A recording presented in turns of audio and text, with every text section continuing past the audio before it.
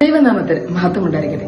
വിശുദ്ധ ലൂക്കായുടെ സുവിശേഷം 5-ാം 33 മുതൽ 39 വരെയുള്ള തിരുവചന ഭാഗത്തെ യേശുവിന്റെ പരസ്യ ജീവിതകാലത്തെ ഉപവാസത്തിൽ പഴയ നിയമ ആചാരങ്ങളെക്കുറിച്ചുള്ള ഒരു തർക്കവും അതിന് യേശു നൽകിയ മറുപടിയുമാണ് വിവരിക്കുന്നത്. മണവാളനും കൂടെയുള്ളപ്പോൾ മണവറ തൊഴിൽ കൊണ്ട് ഉപവസിക്കാൻ സാധിക്കുമോ? ഇവിടെ യേശു തന്നെയാണ് മണവാളനായി ഉപമിക്കുന്നതും ശിഷ്യന്മാരെ കല്യാണ വിരുന്നുകാരുമായി ചിത്രീകരിക്കുന്നു. മണവാളൻ, അതായത് യേശു കൂടെയുള്ളപ്പോൾ ദുഃഖിക്കേണ്ടതില്ല, എന്നാൽ മണവാളൻ എടുത്തു മാറ്റപ്പെടുന്ന കാലം വരുമ്പോൾ അവർ ഉപവസിക്കപ്പെടും എന്നൊക്കെ പറയുന്നതിലൂടെ യേശു തന്റെ കുരിശുമരണത്തെ തന്നെയാണ് വെളിപ്പെടുത്തുന്നത്. തുടർന്ന് യേശു അവരുടെ 2 ഉപമകൾ പറയുന്നതും പുതിയ വസ്ത്രത്തിൽ നിന്ന് കഷ്ണങ്ങൾ കീറിയെടുത്ത് പഴയ വസ്ത്രത്തിൽ ചേർക്കാറില്ല. നമ്മൾ പലരും ആഗ്രഹിക്കുന്നത് നമ്മുടെ പഴയ പാപ സാഹചര്യങ്ങളും സ്വഭാവങ്ങളും തുടർന്നുകൊണ്ട് തന്നെ യേശുവിന്റെ അനുഗ്രഹങ്ങൾ അതിന്റെ കൂടെ ചേർത്ത് വെക്കാനാണ്.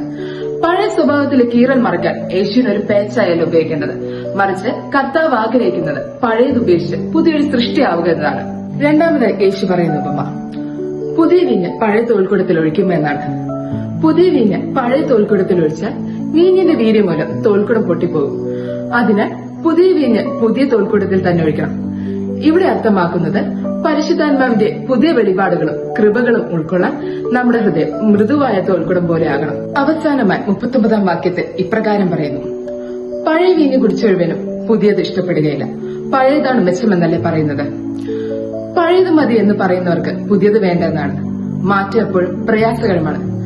പഴയ രീതികൾ സുഖകരമായിരിക്കാം, പക്ഷേ പുതിയ വീഞ്ഞിന്റെ ചൈതന്യം അനുഭവിക്കണമെങ്കിൽ മാറ്റത്തിന് നാം തയ്യാറാകണം. നമുക്ക് ഇപ്രകാരം പ്രാർത്ഥിക്കാം: കർത്താവെ, എന്റെ ഹൃദയത്തെ ഒരു പുതിയ തോൽക്കണമാക്കി മാറ്റണമേ. നിന്റെ കൃപയുടെ പുതിയ വീഞ്ഞ് എന്നിൽ നിറയ്ക്കണമേ.